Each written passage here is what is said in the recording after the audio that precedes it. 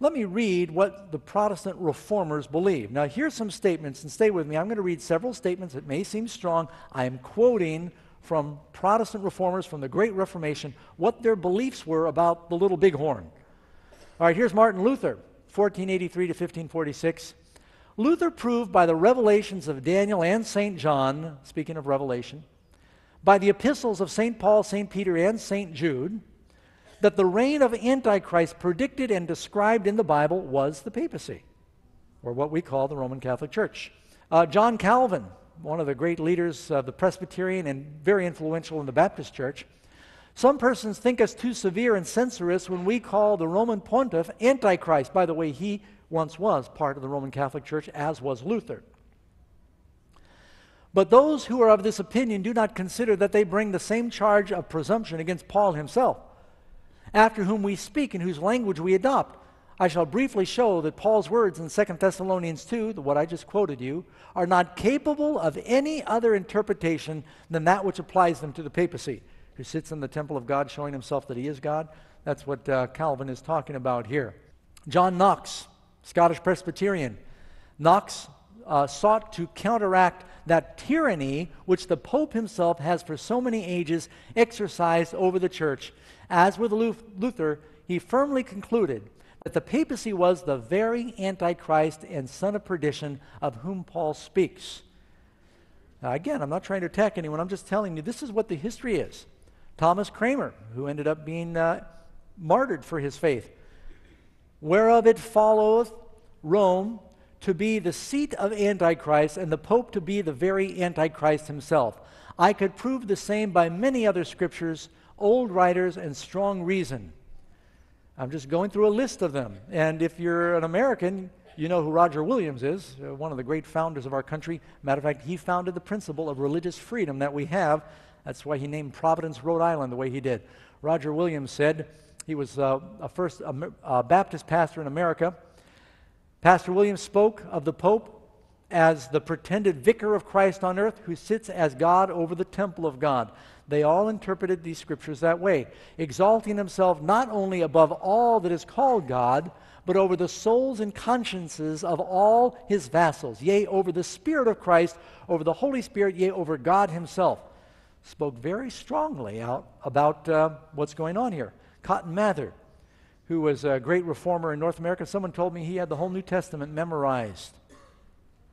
The oracles of God foretold the rising of an Antichrist in the Christian church and in the Pope of Rome. All the characteristics of that Antichrist are so marvelously answered that if any who would read the scriptures do not see it, there is a marvelous blindness upon them.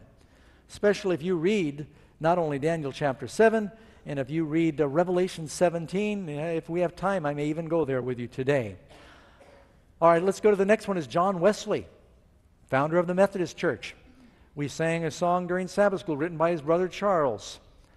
Speaking of the papacy, John Wesley wrote, "He is in an emphatical sense the man of sin, as he increases all manner of sin above measure, probably, and is too properly styled for the sons of perdition, as he has caused the death of numberless multitudes, both of his oppressors and followers. He is it that exalteth himself above all that is called God or that is worship, claiming the highest power and highest honor, claiming to be the prerogatives which belong to God alone." I've got more, I think, from Wesley here. This is from John Wesley's commentary on the Bible. You can just read this online. "That is Europe. This beast is the Roman papacy, as it came to a point 600 years since, stands now, and will for some time longer. To this, and no other power of earth agrees the whole text and every part of it in every point. This beast is a spiritually secular power opposite to the kingdom of Christ, a power not merely spiritual or ecclesiastical, not merely secular or political, but a mixture of both." In the book, Great Cloud of Witnesses, here's another quote. Wycliffe, First English Bible, Tyndale, another translator, Luther, Calvin, Cranmer, In the 17th century, Bunyan, John Bunyan, wrote Pilgrim's Progress, the translators of the King James Bible, and the men who published the Westminster and Baptist Confessions of Faith, Sir Isaac Newton, Wesley, Whitefield, Jonathan Edwards, and more recently, Charles Spurgeon, Bishop J.C. Ryle, and Dr. Martin Lloyd-Jones, these men, among countless others, all saw the office of the papacy as Antichrist. So I'm not teaching you something new today. I just sometimes feel like I'm one of the only ones who's teaching something very old. You just don't hear people say anymore because there's a blindness that's come upon Israel, as Paul said. That these things are happening under our nose and there's just hardly a ripple going through the Protestant church. The reason America was founded is we were a beast that came up with two horns like a lamb. You know what those two lamb-like horns were? Freedom of religion. We have a government without a king. We get to choose our king, and he better behave well. We're going to choose another one. So it gives us a freedom. There's accountability. And we have freedom of religion. Freedom of government, freedom of religion. When someone comes to our shores and they deny that, and they say, I am a sovereign over my own country, I am the king, I am the religious leader, I am the government leader, and we start to ally with that, we're moving backwards from our liberties. Where they're going to start, and don't you remember what the Catholic Church did during the Inquisition? They said, this is what you believe, and if you don't believe what we tell you to believe, we're sending armies. And we have the right to take your property. We have the right to take your life. They haven't renounced that. Some national or international disaster, economic, natural disaster, something's going to trigger it, and we're all going to be looking for a daddy to run to, someone to help save us, a spiritual leader. You watch how quickly. Who do you think people are going to turn to like a compass needle?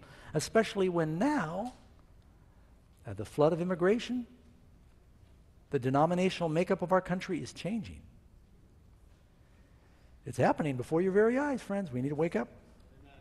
And I hope that your personal relationship with Jesus, because no matter what you know about prophecy, if you don't know Jesus, it won't save you. You've got to have a personal relationship with Christ and appreciate salvation by grace.